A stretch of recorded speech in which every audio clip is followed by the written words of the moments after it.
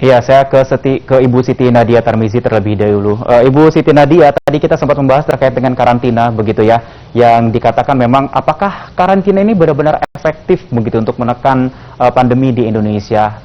Karena beberapa kasus terjadi memang ada kelalaian juga lolos dari karantina begitu. Bagaimana pengawasan dari pemerintah?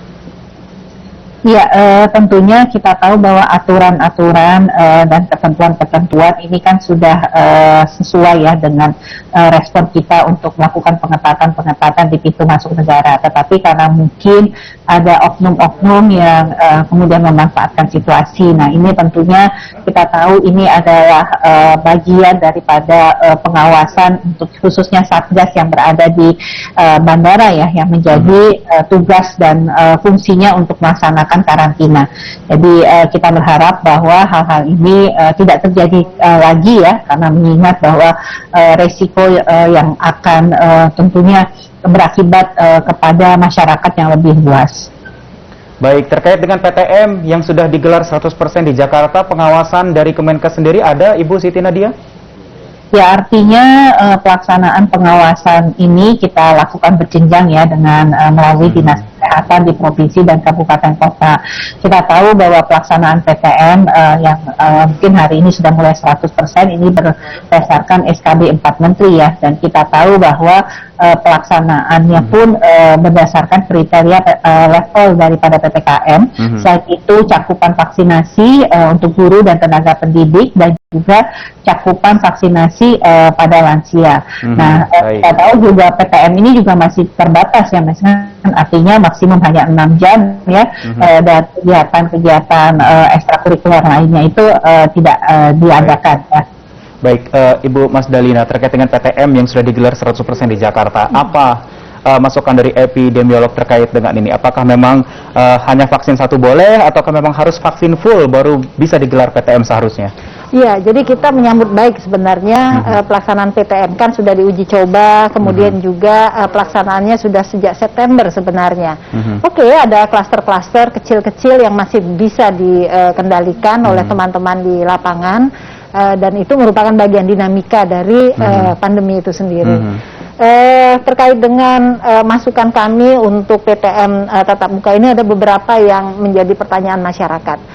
Vaksinasi menjadi syarat, tetapi bukan vaksinasi pada anaknya, tapi vaksinasi pada penduduk setempat, cakupan vaksinasi dan ditambah dengan lansia dan guru gitu ya. Tapi anak memang karena baru dimulai, jadi memang beberapa pihak meminta untuk divaksin lengkap dulu baru tatap muka. Tapi sebenarnya nggak apa-apa? Nggak apa-apa, kalau menurut pandangan kami nggak apa-apa, tetap dilakukan. Karena dengan pembelajaran itu nanti, dengan PTM itu nanti proses vaksinasinya relatif lebih cepat. Kita punya pengalaman banyak tentang BIAS, bulan imunisasi anak sekolah. Jauh lebih mudah memvaksin anak-anak sekolah dibandingkan malah pada orang tua. Orang tua terlalu banyak pertanyaan dan excuse ya. Nggak mau karena macam-macam gitu. Tapi karena di sekolah tuh vaksin biasa ya, biasanya kan dari SD itu sudah divaksin gitu ya. Bayi, gitu. Dari bayi ya, betul-betul. Nah, kemudian yang kedua, di sekolah mungkin dia aman karena wilayahnya sudah terkendali gitu ya. Artinya protokol bisa dilakukan.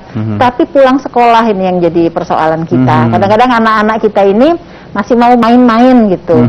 Tidak banyak anak-anak yang bisa diberikan fasilitas antar jemput oleh orang tuanya atau oleh sekolah. Nah, itu jadi persoalan. Nah, terus satu lagi, kantin sekolah tidak dibuka, tetapi dia masih boleh jajan di luar. Dan itu seharusnya bawa bekal aja dari rumah begitu ya? Iya, nah ini menjadi kontroversi juga jadinya regulasinya. Kenapa kantin sekolah nggak boleh, tapi boleh berjual beli dengan pedagang di luar pagar sekolah? Baik, singkat saja himbauan dari Ibu Siti Nadia terkait dengan apa yang ingin disampaikan kepada masyarakat Indonesia terkait dengan Omikron ini yang saat ini sedang meluas begitu.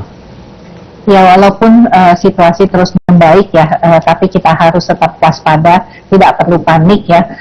Pandemi ini belum berakhir, varian Omikron juga salah satu varian baru yang saat ini sudah terdeteksi secara transmisi lokal, dan yang tentunya menjadi perhatian kita adalah sebagian besar varian Omikron ini tidak bergejala.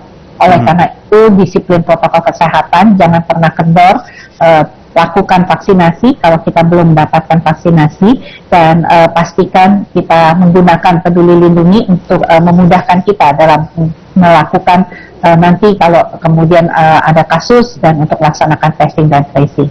Jadi kita tidak boleh lengah, tetap waspada, tetap jaga protokol kesehatan dan segera dilakukan vaksinasi.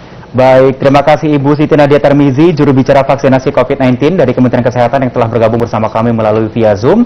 Dan juga terima kasih kepada Ibu Mas Dalina Pani, selaku epidemiolog. Terima kasih sudah hadir di studio Jak TV saat ini. Terima kasih, Isa. Demikian untuk dialog kita untuk sampai dengan sore ini. Semoga harapannya Omikron akan cepat selesai dan tidak ada mutasi-mutasi baru ya Bu ya.